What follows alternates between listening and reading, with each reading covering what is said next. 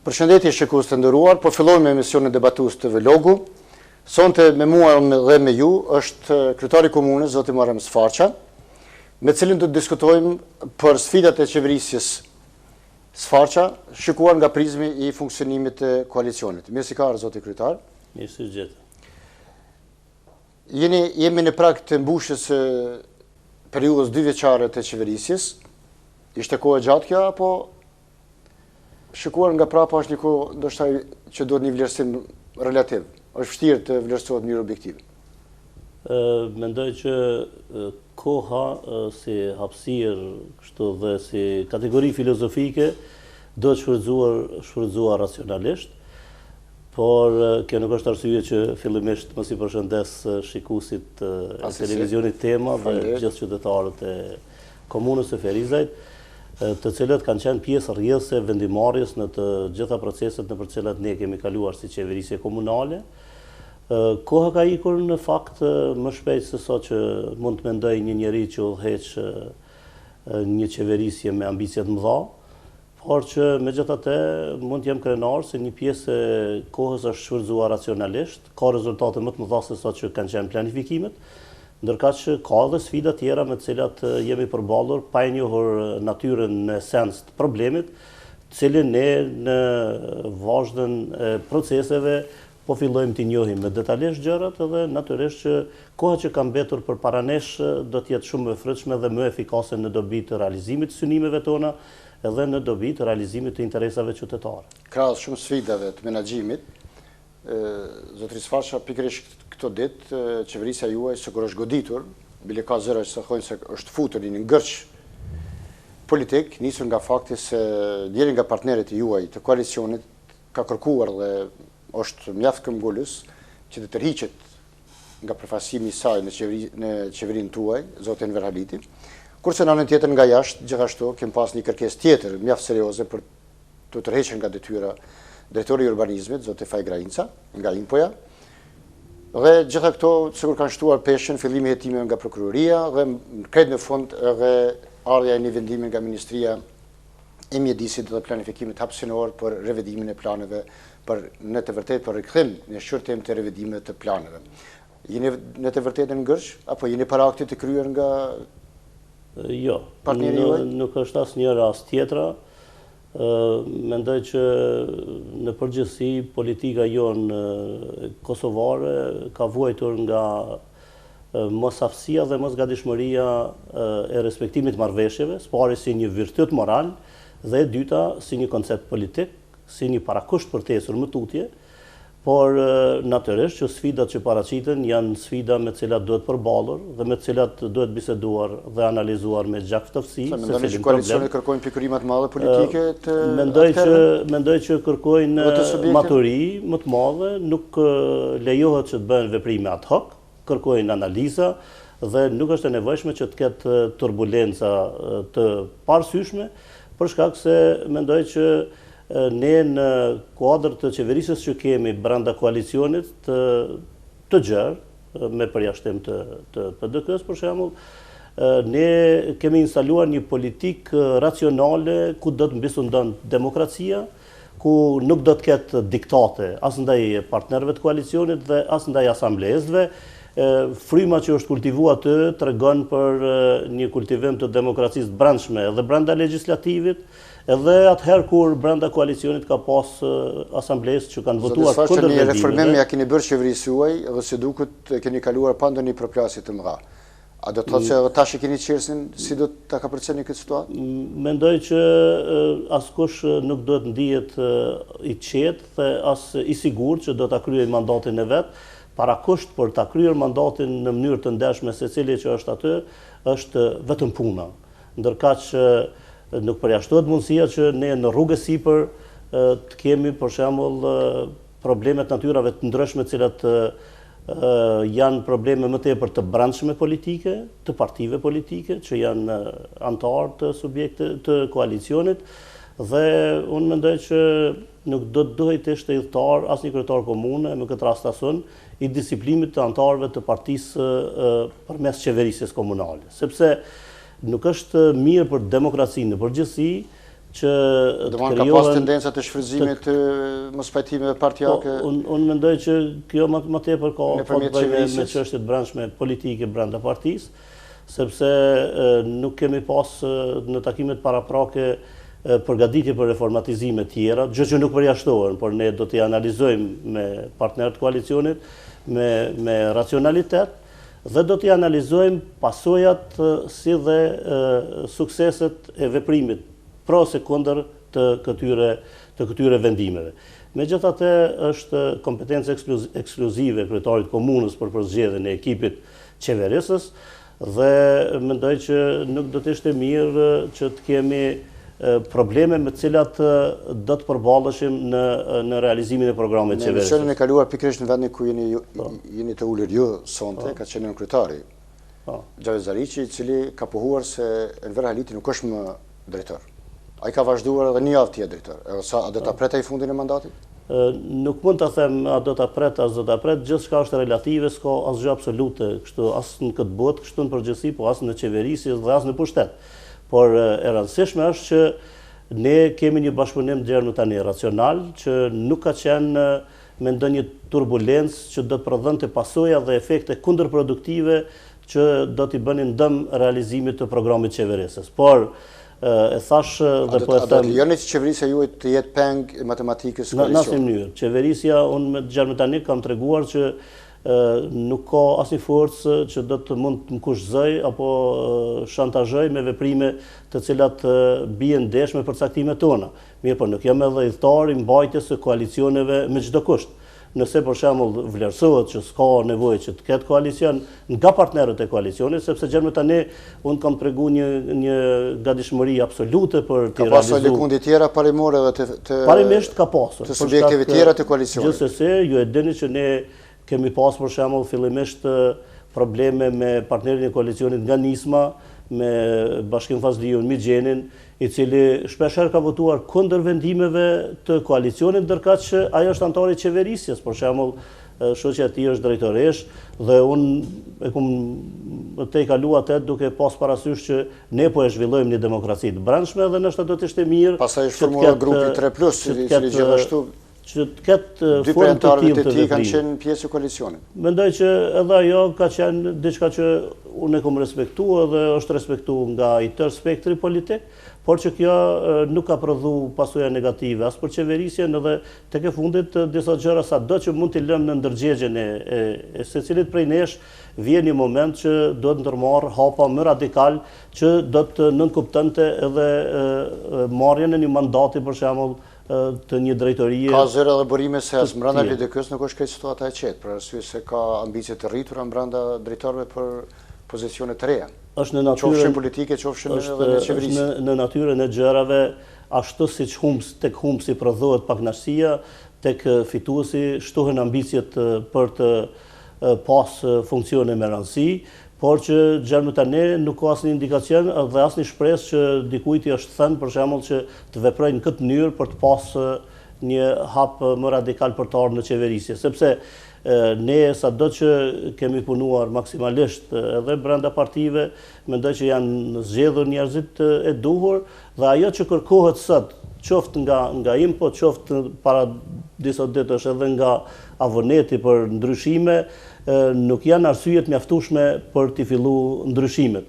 Unë mendoj që asnjëri nga ne nuk është i përjashtuar nga iniciativat e individëve dhe shoqëria civile për të ndërmarrë hapa edhe për hetime, mirë po shkaqet që kanë shtyr deri më tani procedurale për revidime të këtyre planeve, si një vendim i inspeksionit që është bazuar në një mbledhje dhe një konsultim të komisionit ndërministror, mendoj që nuk është i mjaftueshëm që për ta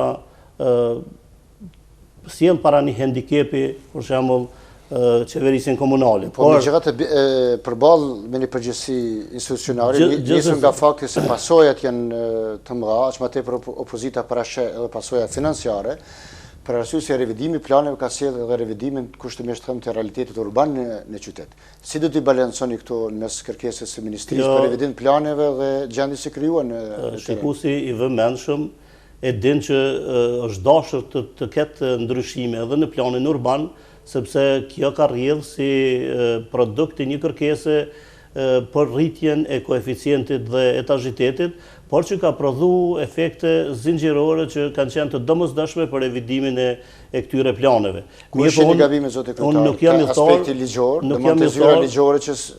Nëse më lejohet... Po, vetëm ka pas tendenca të paraqesin se edhe juve, po edhe këshilltarët komunale si një vunë lejthitje të qëllimshme me rastin e aprovimit të këtyre planeve. Aq më tepër edhe arsyetimet nga ministria thonë se nuk janë respektuar gjitha procedurat e para me ligj, edhe për iniciimin e ndryshimeve, por edhe për procedurat e ndjekjes së aprovimit të ndryshimeve të planeve rregulluese. Në këtë rast kemi dy çështje. Nëse flasim për procedurat, unë jam aty për të garantuar respektimin dhe përfillin e të gjitha procedurave që kanë ardhur si rekomandim i anulimit të këtij vendimi. Ndërkaq për pasojat tjera që ndërlidhen me funksionimin e organeve të hetuesisë, të ndjekjes, unë s'kam asnjë arsye që të hezitoj në atë kuptim. Propozimi nuk ka shkuar në kuvend me nënshkrimin e juaj kryetar, ka shkuar me nënshkrimin e nën kryetarit. Kjo megjithatë është aspekt vetëm formal apo mund të jetë kjo shumë irelevante kjo, sepse tek e fundit kryetari i komunës kryen punë dhe detyra të cilat i merr nga nën kryetari ose autorizohet nga kryetari dhe e zaventon kryetarin në mungesë të tij. Edhe mendoj që nuk ka asnjë arsye që të ketë shqetësime të tilla. Unë kam një prirje pozitive dhe nuk dëshiroj të besoj që mund të ketë veprime të cilat do të bien ndesh me ligjin deri në masën sa të fillojnë hetime nga prokuroria, por megjithatë secili asnjëri prej nesh nuk është imun nga hetimet e mundshme kur bien ndesh me ligjin. Si do ta procedoni në kuvend në seancën e radhës apo në seancën tjetër? Do ta procedoni me të njëjtë njerëz që kanë gabuar? Apo është e pamundshme të njëjtit njerëz të përgatisin prapë dokumentet për rishqyrtim të planit rregullues? Realisht unë personalisht nuk e kam marrë akoma vendimin e anulimit të kësaj procedure dhe të vendimit të kuvendit, por edhe kjo nuk është një indikacion tepër negativ që mos pari për shembull informohen të tjerët, qoftë edhe media dhe shoqëria civile, ndërkaq kryetari i komunës mund të jetë informuar i fundit, sepse në hulumtimet që kanë bërë në komunë ne akoma nuk kemi as kopjen fizike të këtij vendimi dhe as elektronike. Prandaj me marrjen e këtij vendimi, po habitem, është data 18. Por në momentin që do ta marrim vendimin, ne do ta analizojmë edhe nga aspekti ligjor, edhe nga aspekti... Vendimi është i formës të urdhërit, i lëshuar nga inspektorati i ministrisë, pas analizave që ka bërë në komunën tonë. Nuk e di në çfarë forme komunikoni me ministrinë, vetëm formë elektronike apo edhe në formë të dorëzimit fizik të shkresave. Kopjes fizike të shkresave, dhe s'ka asnjë arsye që ai mos të jetë tek ne, mund të ndodhë që vjen nesër, mirë po hapat do t'i ndërmarrim tek pasarritjes së zyrtare të vendimit, në mënyrë që ne të kemi një konfirmim dhe të kemi një analizë racionale për këtë. Për arsye se pavarësisht padash të lëshohem për arsye se nuk është lehtë të komentohet vendimi i ministrisë, tek qytetarët është ndjenja se nuk është respektuar ligji. Këtu është problemi. Ju jeni personi i parë që jeni në mbrojtje të ligjit. Unë jam personi i parë dhe unë jam ai që do ta mbroj ligjin me kompetencë dhe asnjëri nuk do të jetë imun para ligjit, qoftë edhe drejtorët që kanë një imazh për shembull të parrënuar në komunën e Ferizajt dhe mendoj që ne do të sillemi me përgjegjësi, sepse tek e fundit duhet të ndërruar edhe qasjen edhe mënyrën e komunikimit me publikun, si edhe me shoqërinë civile, por edhe me institucionet, sepse nuk mund të flasim për shembull për elemente që vëjnë në dyshim zbatimin e ligjshmërisë nga segmenti i parë i shtetit që është me këtë rast komuna, sepse nëse ne nuk e zbatojmë ligjin, atëherë çka do të thonë qytetarët. Dhe unë për atë ju garantoj qytetarëve të komunës së Ferizajt që s'kan nevojë për asnjë shqetësim, sepse gjithçka që është brenda kornizave ligjore ashtu edhe do sjellet edhe konform të atyre që ndërmarrin veprime kundër ligjore, do të pasojnë edhe pasojat, edhe masat deri tek shkarkimet e tyre. Por unë mendoj që nuk kemi ardhur deri te ky nivel, edhe mendoj që shoqëria civile është për të respektuar si edhe individët që nxisin dyshime, për shembull, por nxitja e dyshimit nuk nënkupton veprën penale. Ne kualifikime nuk është mirë që t'japim para institucioneve dhe para organeve të cilat janë kompetente për te, dhe do të presim çështjen e veprimeve të mëtejme. Nëse është bërë shkelje ligjore dhe kemi të bëjmë një dokument jo ligjor, problemi është lejet e lëshuara për ndërtim, a kanë prodhu objekte ilegali. Këto tash është problemi dhe si ato do të harmonizohen me rishqyrtimin. Unë mendoj që gjithçka kthehet në situatën zero, por investimet që janë realizuar nga afarestët dhe nga ndërtimtarët nuk ka nevojë që nuk kemi ne nevojë që t'ju krijojmë shqetësime atyre sikur i kemi vu për shembull lajthitje, sepse tek e fundit kemi pas qëllimin më të mirë të mundshëm për rritjen e koeficientit, dhe me rritjen e koeficientit dhe etazhitetit ne kemi bërë hapat të mëdhenj në inkasimin e të hyrave vetanake që vinë këtu si lëshimi që mënyrë decisive përmendet si lëshimi i kuvendit komunal është se ka lejuar vetëm për një pjesë të caktuar të zonës së 8 i bashkangjitjes zonës së parë. Kjo ndoshta është pjesa që është komentuar më së tepër në qytet dhe do të ishte mirë me pa se në çfarë forma ajo mund të rikthehet në vendin e vet. Apo të rikthehet në formën. Unë mendoj që do të rikthehet në formën që parashihet, duke respektuar të gjitha procedurat, duke filluar që nga debati publik dhe hapja e debatit edhe para asamblezëve komunal, në mënyrë që asnjëri nesër të mos ketë asnjë alibi që në një mënyrë të ndihet i lajthitur për qëllime të imagjinuara për mua, sepse tek e fundit asnjëri nga ne nuk jemi specialist të kësaj lamie, madje as drejtori i urbanizmit që ka qenë aty, por nga dëshira për rritjen e koeficientit dhe etazhitetit në dobi të ndërtimtarëve, që kanë qenë kërkesat vazhdueshme të ndërtimtarëve, dhe që ka qenë edhe një premtim elektoral, jo vetëm i imi si kandidat për kryetar, po edhe i kandidatëve tjerë, mendoj ajo ka prodhu një shpejtësi në marrjen e vendimit që po shihet që është dashur të respektohen edhe disa procedura. Dhe respektimi i këtyre procedurave do të ndodh pa u lënduar interesat e qytetarëve të Ferizaj që ndërlidhen me pronën si pasuri e palojshme, për shkak se ne nuk mund të kërkojmë në vazhdimsi për shembull ndërtimin e pronave me kate të ulta të tipit socialist, që ndërtohen në 4 kate për shembull, aq sa ka mundësi fizike njeriu të shkon deri në katin e 4 ose të 5. Tani kemi ashensor që janë me formën e katapultimit që për një sekond për shembull 2-3 sekonda mund të arrijnë katet më të larta. Kjo nënkupton domosdoshmërinë që edhe infrastruktura për cilësi për etazhitetet dhe ndërtesat e larta të jetë në harmoni me numrin e banorëve që do të shfrytëzojnë ato, që ndërlidhen edhe me ujësjellësit, po edhe me kanalizimet, me trajtimin e ujrave të zeza kështu në përgjithësi. Pa kaluar te aspektet tjera të projekteve të realizuara në ndërkohë, është e pashmangshme të mos e përmendem edhe një fakt, ju nuk keni hezituar shpesh të ndroni qëndrimet apo vendimet që keni marrë për shkak të sqarime apo problemeve që kanë dalë në ndërkohë. Në përpjekje për të kompenzuar gabimet e të tjerëve, të pushtetit të kaluar, rasti ishte në Predakut është rikthyer në një formë të veçantë muajit të kaluar. Derisa kur u duk që komuna arriti marrëveshjen me palën e dëmtuar, ju tërhoqët vendimin. Edhe në atë rast ishte pikërisht në shkrimin nën kryetarit ai që ju çoi deri te një tërheqje e tillë vendimit mbase. Si komenton këtë aspekt edhe këtë pyetje mendoj që është me interes të qytetarëve për të ndërlidhur funksionimin e sistemeve, domethënë qeverisë së kaluar dhe qeverisë së juaj, se kjo ka qenë faktikisht një problem që ju keni trashëguar nga pushteti i kaluar. Në përgjithësi, kështu ju them me përgjegjësi të plot, kështu nuk jam i thtar i shkeljes së të drejtave të qytetarëve. Dhe dëshira ime do të ishte që ai vendim që ka qenë pas në shkrimit të cilit unë kam qenë i njoftuar nga nënkryetari i komunës, që të zbatohej. Për shkak se nuk është mirë që qytetarët të mbahen peng të vendimeve të cilat kanë kaluar disa procedura, qoftë nga ish-kryetarët, qoftë nga kryetari aktual për shembull nga unë, ose edhe nga asamblestët si strukturë e kuvendit që merret kështu me dhënien e pronave sipas procedurave. Dhe legislativi në një moment që i ka tejkaluar të gjitha ato, unë kom mendu që secili qytetar pret realizimin e atij vendimi.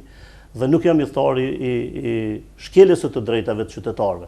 Dhe çka kuptuar në mes që megjithatë nuk megjithatë në mes është kuptuar pas sqarimeve që kam kërkuar plotësuese, edhe nga zyra ligjore, me që dhe nga Ministria e Financave, nga Departamenti për zyra për vlerësimin e pronës së patëndshme, që kanë tregu që brenda asaj kohe është dashur që të gjitha vendimet që janë marrë është dashur në mënyrë retroaktive të nënshtrohen vlerësimit nga zyra për vlerësimin e pronave. Dhe vetëm kjo ka qenë arsyeja që unë e kom heq kështu vendimin, domethënë asnjë arsye tjetër nuk ka pasur, dhe më vjen keq realisht nga ai pronari që do dohitishte i këtyre pronave, sepse tek e fundit as nuk është në dorën time dhe as në njohjen time që unë t'i vlerësoj pronat, është një ligj që e njeh autoritetin e zyrës për vlerësimin e pronave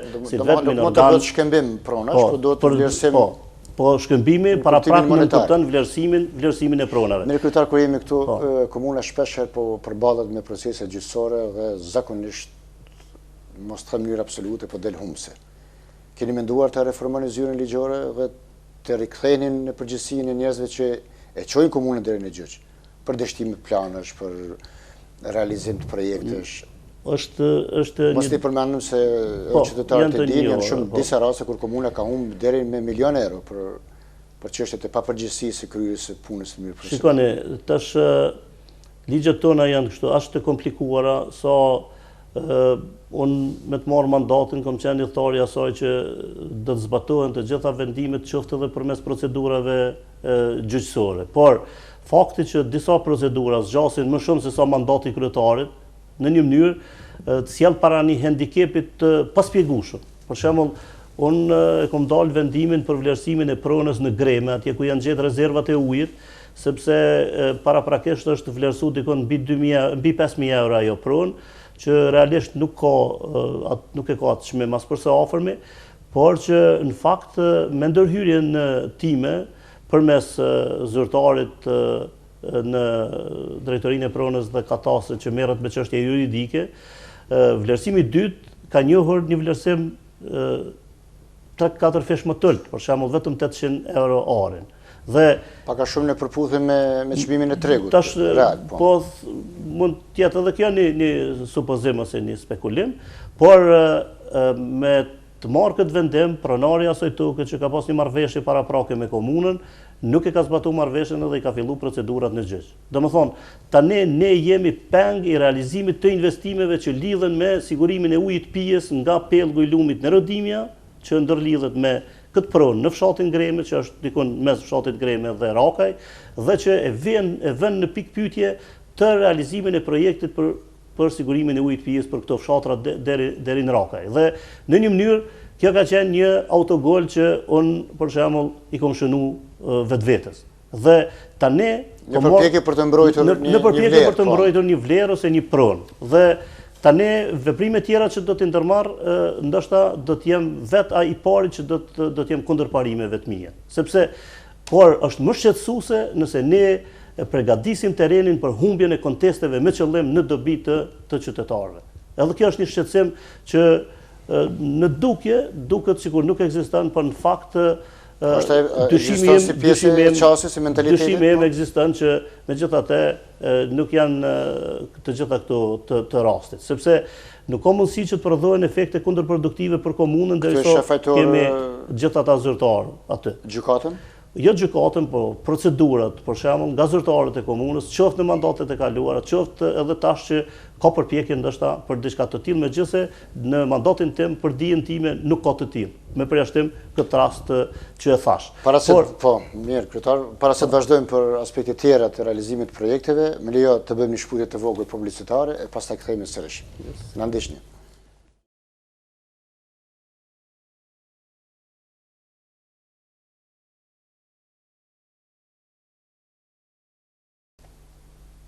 Po vazhdojmë debatin, shikues të nderuar, Po e kthejmë, zote kryetar, pak qasjen, mbasi kaluam ngërçin politik, nuk I di ju sa jeni afër ta kaloni atë ngërç. Ne pritëm ndoshta të na jepni një sqarje direkt në emisionin tonë për ndonjë ndryshim eventual. Sot kanë qarkulluar zëra se do të jenë gjithsej ka të ndryshimin e qeverisë e juaj. Ka diçka të vërtetë atë? Unë mendoj që për numra nuk mund të flasim, për shembull, por gjithçka është e negociueshme. Domethënë negociata do të vazhduar dhe nuk ka asnjë arsye që të mos ketë bisedime, por mendoj që një ka paralelizmin e qeverisë e juaj. A do të lejoni paralelizmin e qeverisë e juaj? Një qeverisje komunale synim do ta ketë realizimin e projekteve madhore që ndërlidhen me interesat e qytetarëve. Ndërkaq nuk ka asnjë mundësi që të realizohen projekte të mëdha nëse ka tendenca për qeverisje paralele. Kjo nuk do të lejohet edhe nuk do të ekzistojë në qeverisjen time me asnjë kusht.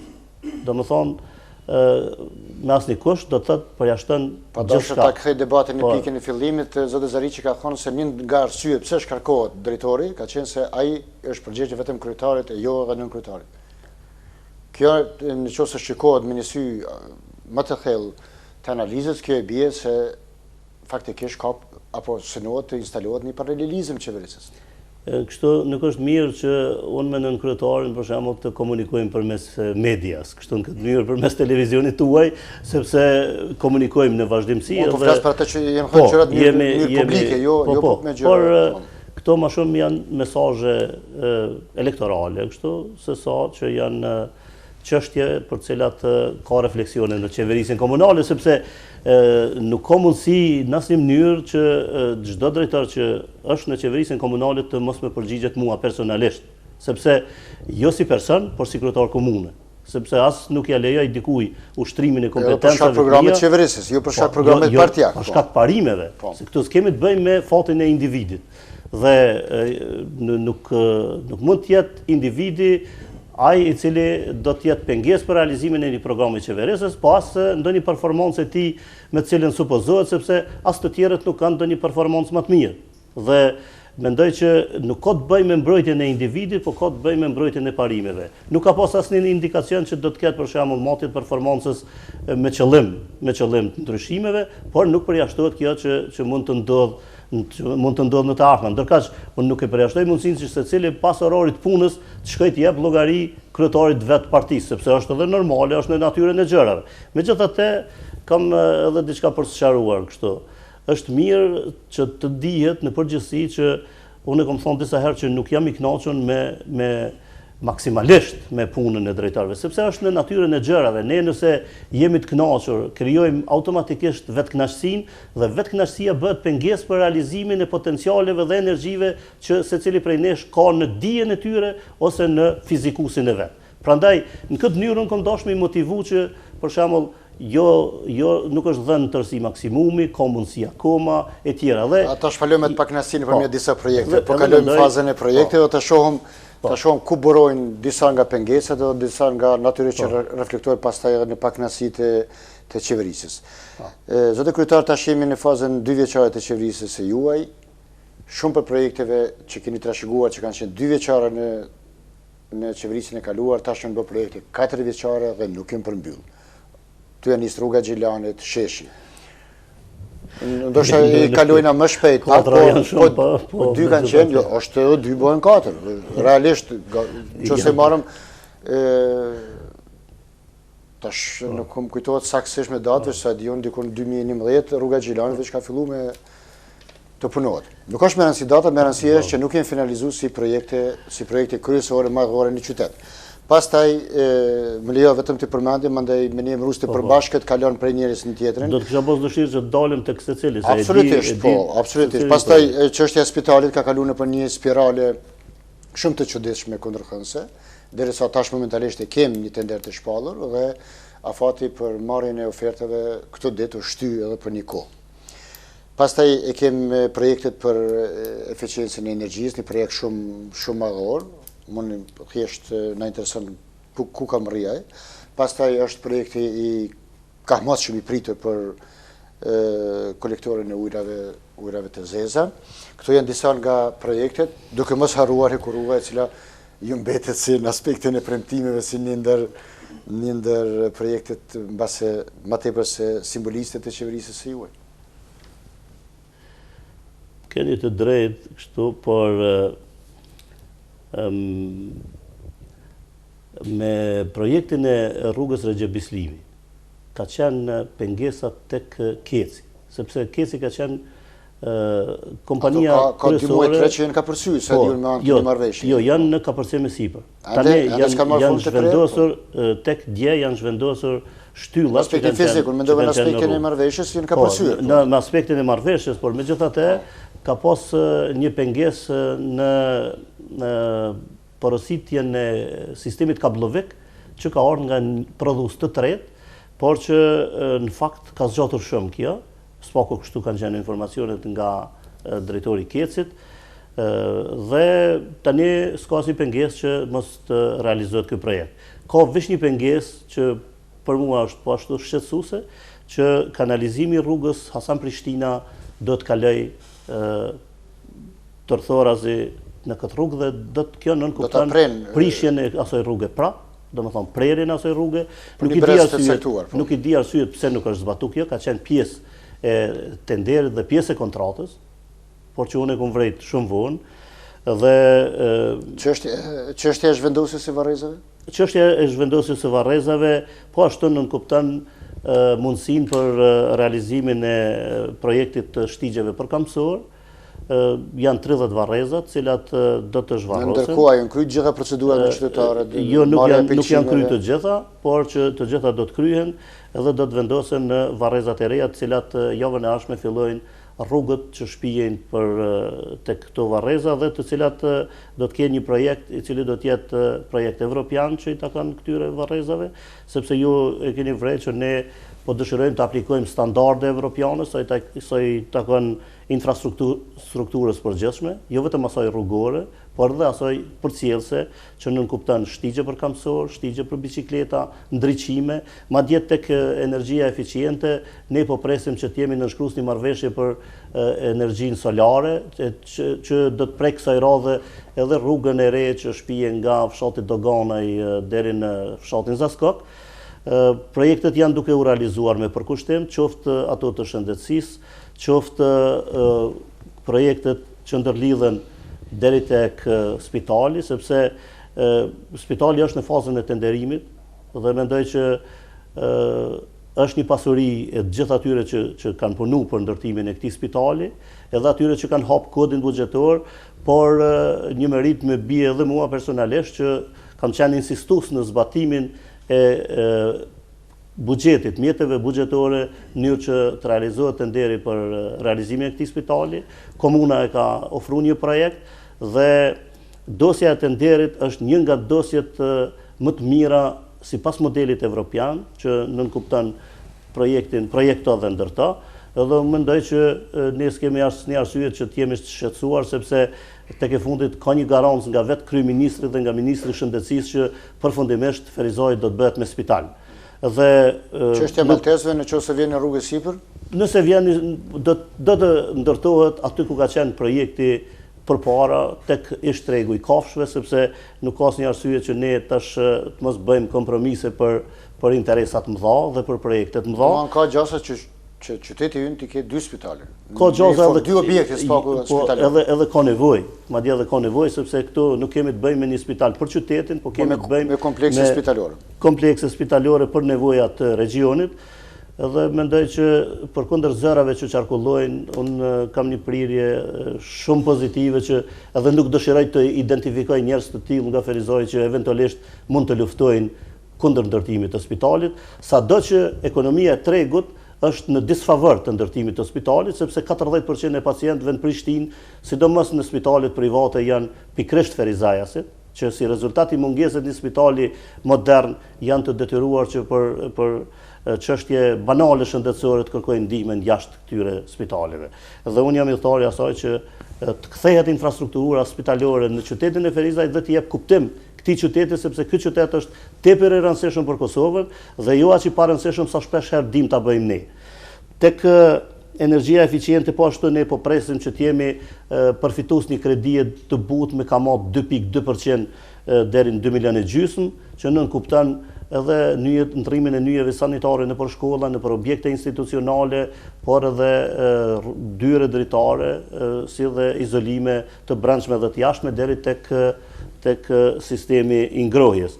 Ndërkaq që tek Hekurudha, po ashtu janë duke u bërë studime përmes Bergit, i cili ka qenë përfitues i projektit për 196 milion eurove si bankë evropiane, në një projekt i cili po hartohet, e ka prekur pjesën tonë, dhe ne jemi kompetent që do të ndikojmë në mënyrën e zbatimit të projektit, të hartimit projektit, jo të zbatimit, se vetë fakti që do të futet në hartim një projekt që nënkupton hartimin e projektit të Hekurudhës nën tokë, metroja e parë që do të ndodhë në historinë e Kosovës, mendoj që i bën nder Ferizajt dhe gjithë neve si qytetarë të tij.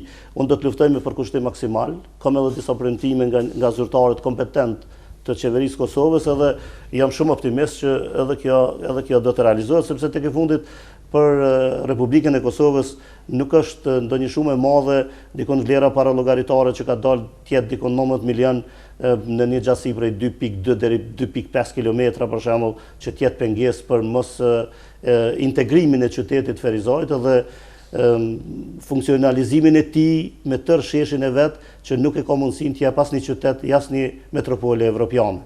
Dhe mendoj që këto janë synime madhore që shpesh herë, po edhe tek ujërat e zeza, tek trajtimi i ujërave të zeza, ne tani më kemi një konfirmim jo zyrtar që jemi përfitues të 5.800.000 eurove për fillimin e ndërtimit të impjantit tek Gërlica, sepse kolektorin kryesor veç e kemi fillu, 537.000 euro, edhe mendoj që gjithçka është duke shkuar rrjedhës së mbar. Nuk ka asnjë vendbanim që nuk është prekur nga dora e pushtetit përmes investimeve. Këto e dinë mirë të gjithë qytetarët e Ferizajt, por që ne shpesh herë bëhemi peng i disa interesave të vogla që vijnë në pikë pyetje realizimin e projekteve të mëdha.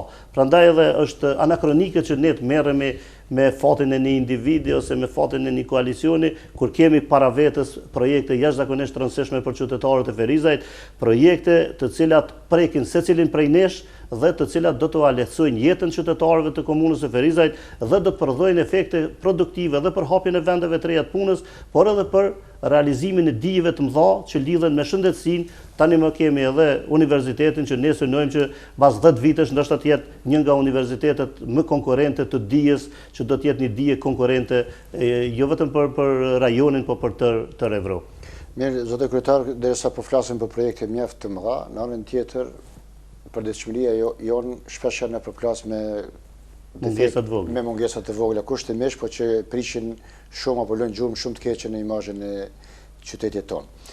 Po ja nisim nga pastërtia në qytet për dalë të ndërmarrjet publike o të aksionarët, për arsye se pavarësisht për ndrimet që bën në ndërmarrjen e pastërtia, formula e përvetësuar për heqjen e mbeturinave sikur nuk po shkrep. Nisën nga fakti se mbeturinat qëndrojnë shumë kohë, oraret nuk respektohen, edhe gjithandej, posaçërisht këtë periudhë kur kemi pasur numër të shtuar të banorëve, duke llogaritur numrin e diasporës, qyteti është duk mjaft i papastër.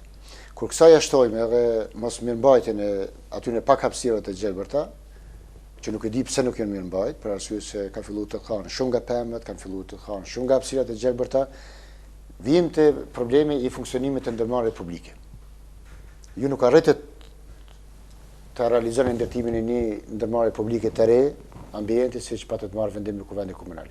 Si është funksionimin e ndërmarrjeve publike në prizmën e kryerjes së punës drejt për drejta, por edhe në aspektin e funksionimit të tyre, për arsye se një farë formë e akuzuar nga vetë ndërmarrjet publike se është refuzuar vendimi i kuvendit që të paguhen aksionarët e faktikisht anëtarët e komisionit të aksionarëve.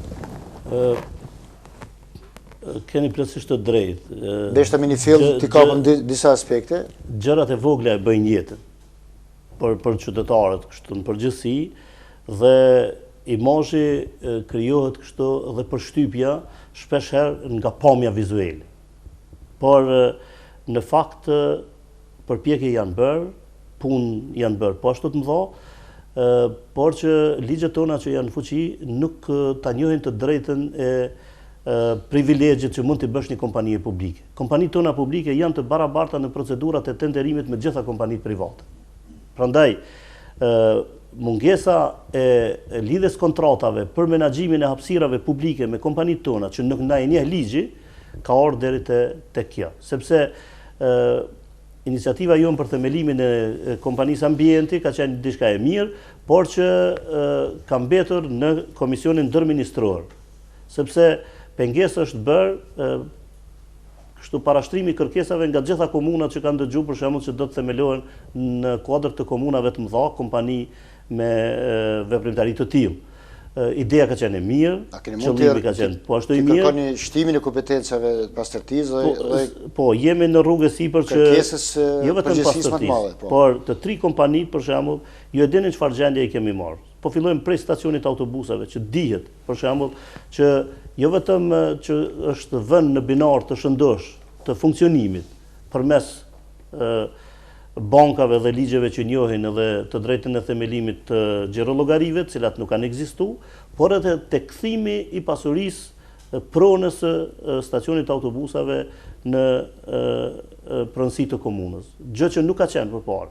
Domethënë, diçka që është neglizhuar pa të drejtë dhe nuk është vrejt asnjëherë përpara nga qytetarët e komunës së Ferizet. Sot kemi një situatë shumë të mirë dhe tek e fundit për këtë një kështu kontribut jashtëzakonshëm ka dhënë drejtori i parë në qeverisjen tonë në stacionit autobusave zoti Adem Salihaj, që ka treguar që ka një aftësi të rrallë menaxheriale, siç ka edhe zoti Dugaxhin Hetemi sot me pastërtin, sado që nuk e den asnjë qytetar në çfarë kushte të vështira ka funksionuar kjo.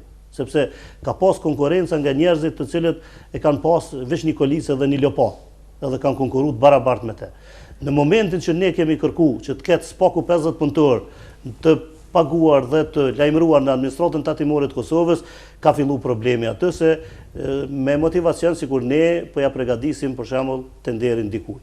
Që në fakt, unë publikisht e pranoj, ka qenë qëllimi ynë që ta forcojmë pastërtinë, për shkak se nuk mund të luaj me fatin e 200 punëtorëve që punojnë në pastërti. Por ligji nuk na ka njoftë të drejtën. Dhe 150.000 banorëve. Kjo ka qenë arsyeja, tek e fundit një vit më parë, ju keni parë që kemi pas hapësira shumë të mëdha të gjelbruse, të cilat janë mirë mbajt dhe me përkushtim më të madh dhe nuk ka pas tharje të pemëve që janë mbjell, por realizuesi i këtij projekti ka pas një garancion dhe ka edhe sot që do të ndrojnë të gjitha ato pemë. Kjo tash nuk ka justifikim, por megjithatë pemët do të vendosen prapë të reja në vend të tyre. I imazhit kryetar të mos na ikën në fakt. Kemi edhe rastin e dukurisë të shkatrimit të pronës publike. Po. Po kjo është ne nuk kemi. A keni formulë, a keni menduar një zgjidhje si mund të parandalohet kjo çështje? Ne derisa të mos themelohet kemi ndriçimin publik të shkatruar, kemi ulset e parçave të shkatruara. Po. Jo e dini që ne kemi bërë investime të shumta në këtë fushë, tek ndriçimet për shembull kemi mbi 70 kilometra ndriçime të cilat janë realizuar, edhe që sa di kena marrë si komuna një mirënjohje. Po edhe kemi marrë mirënjohje dhe kemi një performancë kështu jashtëzakonisht pozitive dhe në raport me komuna tjera, jo vetëm në këtë lami, po në tërë analizën që është bërë kemi performanca kështu pozitive, por kemi natyrisht edhe diçka negative nga kjo. Për shembull, nuk është normale që në 100 kilometra për shembull të shpenzohet 21 euro. Por që aty janë fut për shembull edhe shpenzime të generatorëve, edhe shpenzime tjera të mjeteve që kanë qëndruar me orë të tëra nëpër pyjet tona në përpjekje për të mbrojtur pyjet, por t'i kthehem kësaj, kështu ne do ta njohim të drejtën, qoftë përmes kuvendit do të shohim procedurat që një pjesë të kompetencave t'i bartën pastërtisë derisa të krijohet Ambienti, kompania Ambienti, ndërkaq një pjesë tjetër që ndërlidhet me menaxhimin e parkingjeve do t'i jepet stacionit autobusave, sepse ne në këtë mënyrë ne vetëm po prodhojmë borxhe të shoqatave të dala nga lufta ndaj komunës, ndërkaq nuk e kemi të inkasuar asnjë cent. Edhe mendoj që më mirë është që ata njerëz që punojnë atë të jenë në një marrëdhënie pune që ju garanton, për shembull, ajo që inkasohet nga menaxhimi i parkingjeve. Edhe do të jenë siguria tyre sociale, por edhe siguria gjithsesi, edhe funksionale, e funksionimit. Funksionale edhe siguria mjeteve financiare. Gjithsesi. Unë jam i thari asaj që gjithçka të kthehet në kuadër të institucioneve, në mënyrë që ne të krijojmë atë besimin tek qytetarët që jemi një qeverisje e mirë që dëshirojmë që të realizojmë interesat që janë në dobi të qytetarëve. Edhe mendoj që në secilin hap ne kemi tregu këtë performancë dhe kemi përkrahjen e qytetarëve.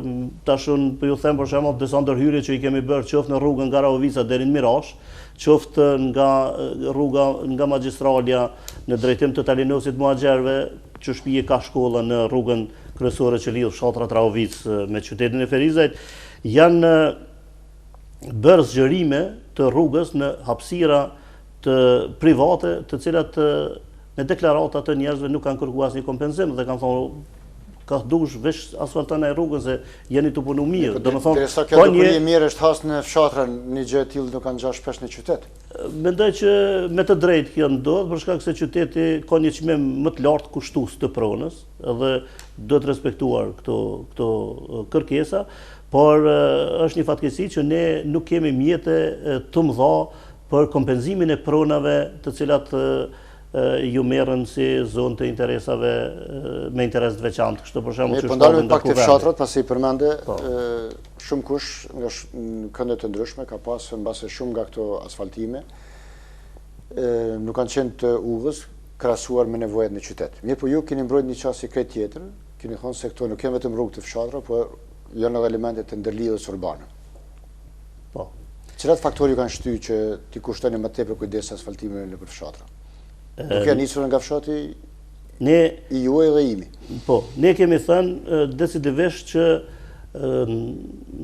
shpërndarja e mjeteve për investime infrastrukturore do të bëhet konform shtrirjes së banorëve nëpër ato zona. Nuk është respektuar ky fakt deri tash?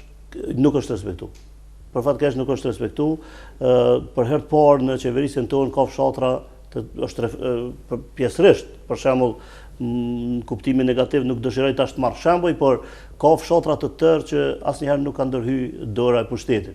Ata kanë qenë taksapagues të kësaj komune dhe në momentin që ne kemi konstatuar që 52% e qytetarëve jetojnë nëpër fshatra dhe 48% në qytet, atëherë 52% të mjeteve buxhetore do të orientohen nëpër fshatra, se kjo është një matematikë e thjeshtë. Ne jemi po ashtu të vetëdijshëm që investimet në qytet i shohin të gjithë. Rrit mirëqenien e jetës në fshat, por mbasi nuk shton vendet e punës. Po, por pengon lëvizjen e panevojshme që në një mënyrë quhet një farë migrimi nga fshati në qytet. Domethënë, secili mund ta organizojë jetën edhe në fshat, sepse tek e fundit shumë pak tani fshatrat dallojnë nga qyteti. Ndërkaq për mirëqenie ofrojnë shumë më shumë se sa qyteti. Është e pajustifikueshme që njerëzit që kanë tokat punës, për shembull, për një banesë që e kanë mundësinë ta blejnë në qytet, ta braktisin fshatin. Dhe ne do ta kthejmë jetën në fshat, sepse duke kthyer jetën në fshat, ne i kthejmë edhe orientimin e atyre fshatarëve për investime në bujqësi, siç po e bëjmë, edhe me subvencione, po edhe me investime tjera. Ne tani jemi në fillimin e procedurave për dhënien e një kredie për subvencionimin e kamatave, si normat interesit për investime në bujqësi, është diçka që s'ka ndodhur akoma në Kosovë dhe e cila do të fut konkurrencën për uljen e normave të interesit në mes bankave, sepse gjermë tani është konstatim i përgjithshëm edhe pajtueshmëri. Është bërë ndonjë hap më konkret me bankat në këtë drejtim? Ka biseda, kemi biseduar sepse edhe ata e kanë vlerësuar që kamatat gjermë tani më shumë kanë qenë fajde se sa kamata. Edhe është në interes të Kosovës në përgjithësi, po edhe qytetit Ferizajt veçanti që të fillojë një konkurrencë. Për herë të parë në Kosovë? Kjo është për herë të parë. Kjo është për herë të parë. Edhe mendoj që edhe ajo që ne kemi thënë për shembull edhe në fushatën zgjedhore që krijimi i një banke agrare është domosdoshmëri në Kosovë. Për herë të parë e kam dëgjuar tash këtë ditë për shembull nga kryeministri që ka një iniciativë shumë të mirë për krijimin e një banke të tillë. Tek projektet e mëdha tani më kujtua edhe projekti për hidrosistemin e Lepensit. Është një projekt për cilin me të gjithë faktorët që punojnë rreth kësaj çështje, unë jam i gatshëm të bisedoj dhe po bisedoj me ta, edhe me vetë kryeministrin, në mënyrë që përfundimisht të fillojë procesi për realizimin e këtij projekti madhor, i cili është tepër i rëndësishëm për të regionin këtu edhe për gjysmën e Kosovës. Çfarë roli mund të ketë komuna në këtë drejtim që komuna mund të ketë rol të mëdha. Tek e fundit vetëm me iniciativa. Keni menduar ndonjë konferencë më serioze në këtë drejtim? Unë kam thonë edhe në konferencën me donator, edhe me azhërin lindje që është bërë atje, i kompetencu këtu, sepse është konstatuar në përgjithësi që zgjidhjen e problemit të ujit të pijës nuk mund ta bëjë Kosova përmes hulumtimeve tek ujërat nën toksor. Vetëm ujërat sipërfaqësor janë ata që e zgjidhin problemin e ujit të pijës dhe të ujitjes përfundimisht në tërë Kosovën. Edhe s'ka asnjë arsye që të mos orientohen investimet edhe interesimet e qeverisë së Kosovës për investime në këtë drejtim. Dhe kryetar, të kthehemi pak kulturës, është mbase fusha juaj e preferuar. Feriza është një qytet me shumë aktivitete kulturore për gjatë gjithë vitit, por kohëve të fundit kemi një dukuri kryesisht financimin të librave që shpesh nuk ka lënë kufirin e një mediokriteti krijues. Në këtë aspekt, shumë herë janë dhënë vërejtje në adresë të juaj personale, por edhe të drejtorisë së kulturës, nisën nga fakti se këto libra nuk kanë kaluar nëpër një filtr redaktues, qoftë ai edhe minimal. Si shihni këtë aspekt? E pranoj këtë, kështu keni të drejtë, për shkak se jo të gjitha vlerat janë nënshtruar një seleksionimi, qoftë ato që vijnë nga tema letrare, publicistike apo tematika historike. Ne e kemi pasur idenë që ta krijojmë një këshill profesional, intelektual që do të merrem me vlerësimin e këtyre projekteve. Fillimisht iniciativa ime ka qenë që ato që kanë motive letrare dhe publicistike të kalojnë në filtrin e Jeronim Deradës, për shembull, klubi Derada, por më vonë kam pa që një pjesë e atyre vlerave është torturë për ata që të lexojnë. Pa gjeni, në një aspekt janë edhe pa zhanër. Po, dhe ne mendoj që nuk kemi damtuar ndonjë buxhet komunës për investime në këtë lami, por e kemi nxit veprimtarinë botuese. Tek e fundit në një mënyrë qëllimi është arrit. Fatkeqësia është që ne akoma nuk kemi për studime të niveleve historike, për shembull studime ekipore, as hulumtuese dhe as studime me qëllim të shkrimit të fakteve, siç ka ndodhur për shembull sot. Për fat keq kemi iniciativa akoma individuale, por s'kemi trup punuese, s'kemi staff transition profesional. Dikur kanë qenë për shembull disa shoqata, unë kam menduar që ato do të jenë paraprise të një krijimeve të formave të institutit, për shembull se nuk është e thonë me pas një institut kombëtar. Po mund ta kem një institut për shembull për histori ose për monografi ose diçka të tillë, por unë mendoj që ajo që është bërë nuk do të bëhet kështu mesazh për botuar gjithçka, por do t'i hap rrugë seleksionimit. Tek e fundit do të bërë diçka që më në fund të bien gjërat kështu. Dy aspekte kurimit e kultura janë të pakalueshme mbase për shikuesit tanë. Është edhe problemi tjetër, si vjet kemi 45 vitorin e teatrit. A keni menduar diçka që të shënohet në mënyrë më të denjë, të përcjellet me aktivitete më të ngjeshura? Po, ne kemi biseduar edhe me drejtorin e kulturës, rinisë dhe sporteve, i cili ka një aftësi menaxheriale dhe një përvojë më të theksuar se sa të tjerët.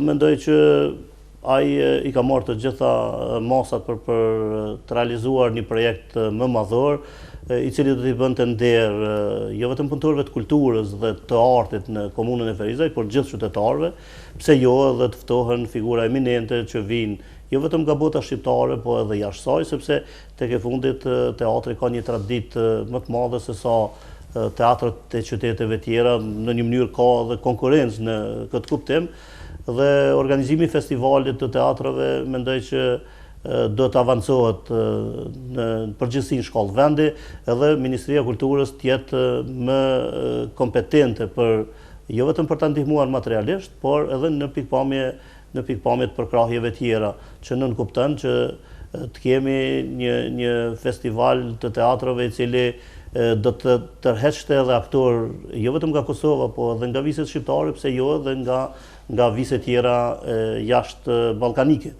Është një aspekt që mund të ndërlidhem, është aspekti i trashëgimisë kulturore, që lidhet drejt për drejt me atë që kohët fundit është popularizuar si turizmi kulturor. që qyteti ynë ka shumë çka për të ofruar, por gjitha projektet e BE-s që janë investu kohëve të fundit sikur nuk kanë shkrep. Ju sa di jeni edhe në krye të asociacionit të investimeve zyrës. Unë mendoj që megjithatë mendoj që çka mund të bëhet mënyra e komunikimit në këtë drejtim më tepër që të mos besim vetëm në rrafshën e verbal.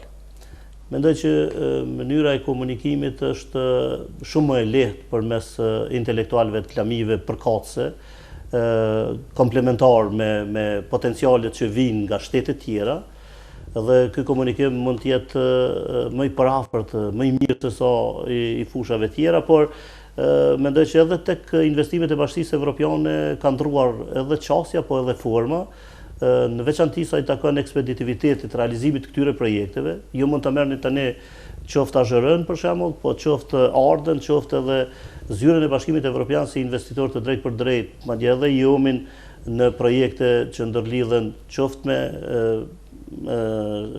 qerdhën e fëmijëve, kopshtin e fëmijëve, që po ndërtohet dhe ka një intensitet jashtëzakonisht mirë të punimeve, që në krahasim me stadiumin e futbollit që po ndërtohet është duke ecur me hapa shumë të shpejt, ndërkaq është në përfundim edhe stadiumi sado që ka zgjatur ky investim, ndërkaq investimet tjera që ndërlidhen në aspektin kulturor dhe të turizmit kanë një ngecje, por kanë një ngecje e cila mendoj që mund të përmirësohet, sepse ne do të aplikojmë prapë në projekte turistike që ndërlidhen me turizmin malor dhe me zhvillimin e biciklizmit si një deg shumë e rëndësishme kështu në komunën e Ferizajt, i cili jo vetëm si sport, por edhe si mënyrë e jetesës po përparon në përgjithësi. Jemi ka fundi, zëtë kryetar, e përmendë ciklizmin edhe dasht e pa dasht kaluam në sport.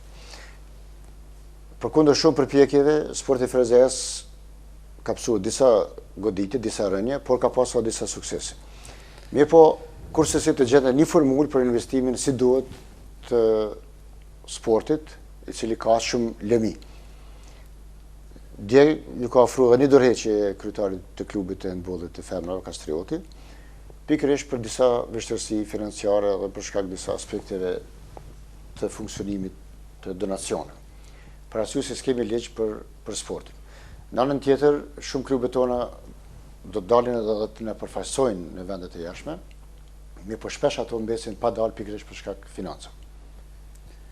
Cila është një mendim e juaj që mund të jepte shpresë më tepër sportistëve?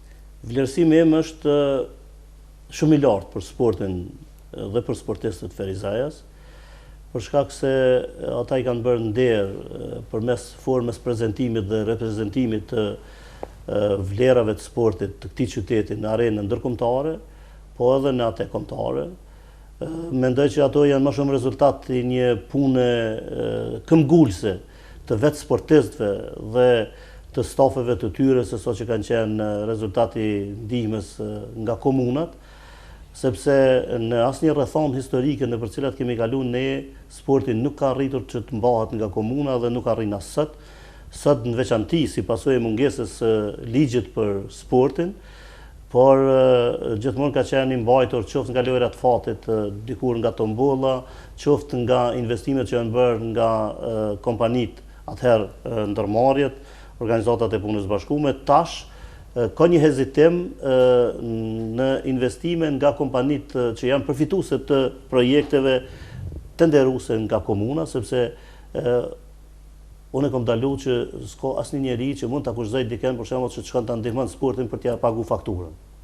Sepse nuk është normale ajo dhe nuk ka nevojë askush të kushtohet me këtë punë. Sportin do ta udhëheqin sportistët dhe do ta ndihmojnë ata që e dojnë sportin.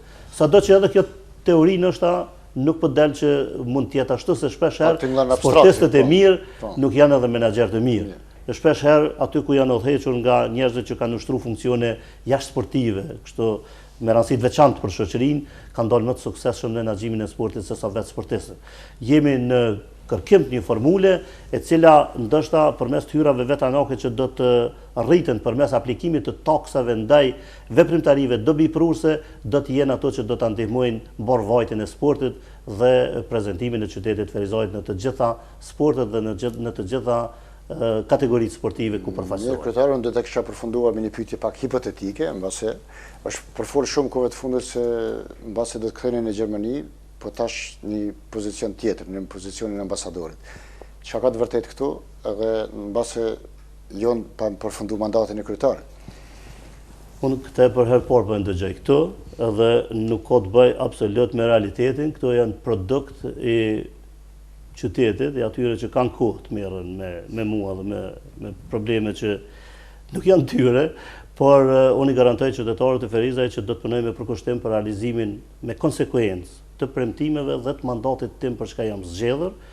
Dëshiroj që të mbetem kujtesën e tyre si një njeri punëtor, nëse pra asgjë tjetër, sepse orari punës as nuk përfundon dhe as nuk fillon kur fillon orari i zyrtarëve tjerë. Unë mendoj që nëse Zoti më fal shëndetin, unë do t'i realizoj të gjitha premtimet një për një. Faleminderit. Shikues të nderuar, këto është fundi i misionit tonë. Falenderojmë zotin Sfarqa për kontributin e tij dhe për gatishmërinë e tij që të jetë sot me ne. Faleminderit zotë kryetar. Faleminderit. Faleminderit shumë.